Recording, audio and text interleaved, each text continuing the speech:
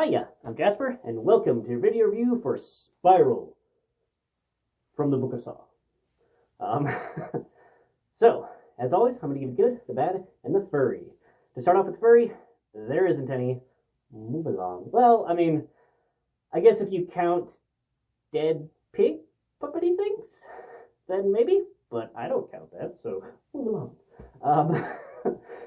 So, this is a movie starring Chris Rock, with a little bit of Samuel L. Jackson and some other people I don't know the name of, or I don't think I've seen them in anything else.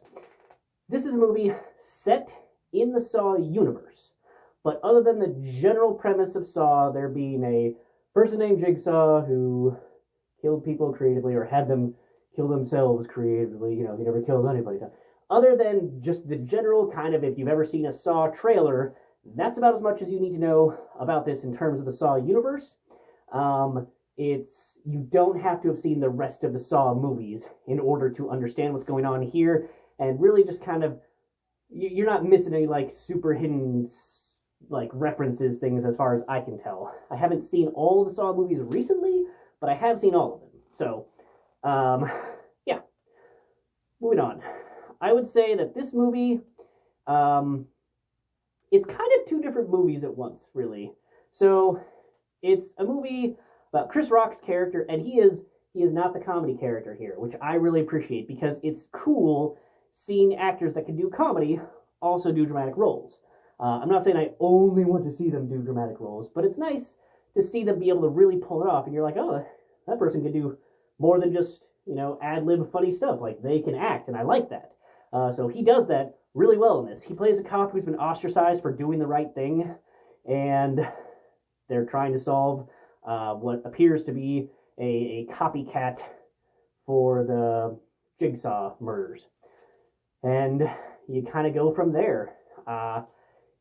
Much like any other Saw universe movie, wow, Saw has a universe now. Anyway, much like the Saw universe movies, there is going to be gory deaths in this.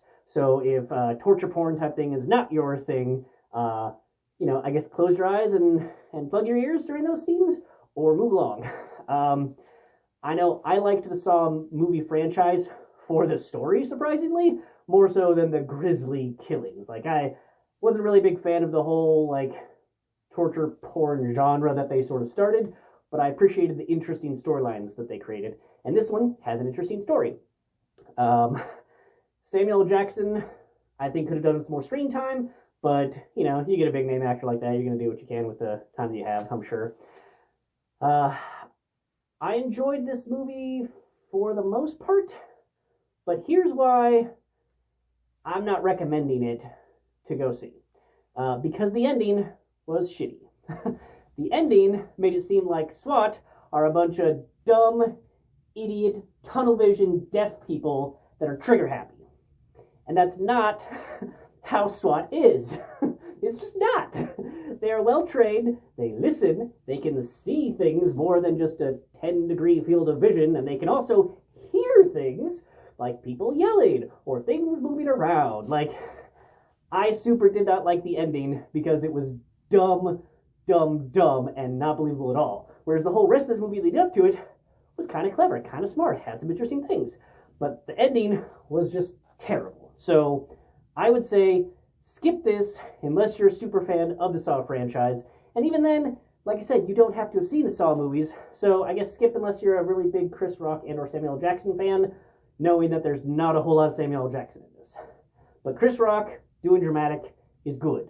So I guess that's the super fan that I would say to see this for. The other thing is that how they shot it, I don't know if it was just the lighting or how they framed things, or the focus, or the contrast, maybe, I don't know, or combination thereof, but it seemed very poorly lit 80s movie style. Like a grungy, low-budget 80s movies style. It wasn't shaky cam or nothing, but just the lighting and the contrast that they had, between light and darks. I didn't really care for it. I found it distracting and kind of limiting, and it just, maybe that was the feel that they were going for, but I didn't really like the feel of how the cinematography was. So that kind of bugged me. Maybe you'll like it. Maybe you'll think it adds to the atmosphere. but it didn't really do it for me. So that combined with the ending, I'd say skip unless you're a super dramatic Chris Rock fan. But yeah, that's all I have for this one. Thanks for coming. Thanks for watching. Hope to see you the next one. Bye.